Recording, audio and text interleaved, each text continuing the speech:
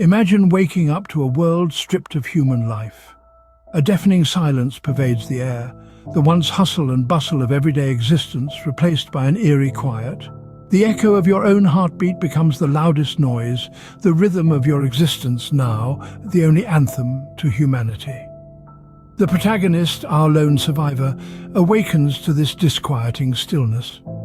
His initial reaction is one of disbelief, a surreal feeling that this can't possibly be real. Yet, as the hours tick by, the reality of his solitude begins to set in.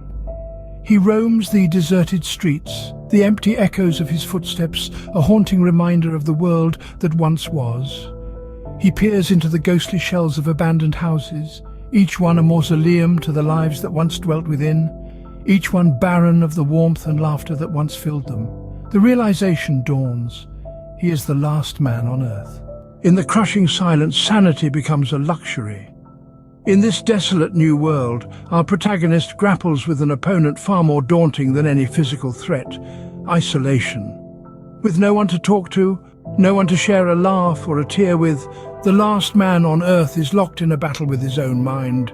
Every day is a struggle to keep busy, to fill the echoing void with something, anything.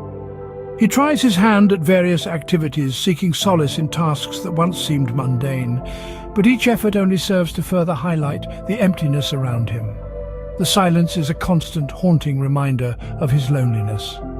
This daily battle with solitude starts to take a toll on his mental and emotional health. The absence of human connection, the lack of shared experiences, starts to gnaw at his sanity. As days turn into weeks and weeks into months, the solitude becomes unbearable. Just when the silence seemed eternal, an unexpected sound shatters the tranquility. A chilling knock, cold and hollow, resonates from the protagonist's door. It's a sound he hasn't heard in what feels like a lifetime, a sound that sends a shiver down his spine, freezing him in his tracks. He stands there in the middle of his desolate refuge, his heart pounding like a war drum in his chest. Is this a sign of hope? Or is it a harbinger of something far more terrifying? The knock brings with it a whirlwind of emotions, but above all it brings fear. Fear of the unknown, fear of what might be lurking on the other side of that door. He hesitates, the silence after the knock amplifying his dread. It's a silence so profound it's almost deafening. His mind races, his breath quickens. The knock echoes in the emptiness, a terrifying reminder that he is not alone. The door stands as the only barrier between him and the unknown. A sturdy piece of wood, yet in this moment it feels as flimsy as paper against the unseen terror that lurks on the other side. His heart races, pounding against his ribcage like a desperate prisoner. Each beat echoes the seconds that drag into minutes, amplifying the deafening silence that fills the room. His hand hovers in the air, a mere inches away from the brass knob. It's a simple decision to open or not to open. But in the throes of fear, even the simplest choices can feel like a labyrinth. The suspense hangs heavy, a tangible fog that wraps around him, squeezing the air from his lungs.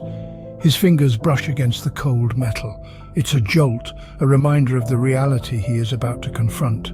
With a deep breath, he twists the knob and pulls open the door. In the face of the abyss, fear takes a tangible form.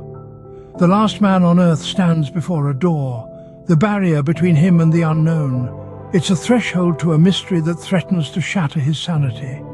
His heart pounds, echoing in the empty corridors of his mind, a staccato rhythm of dread.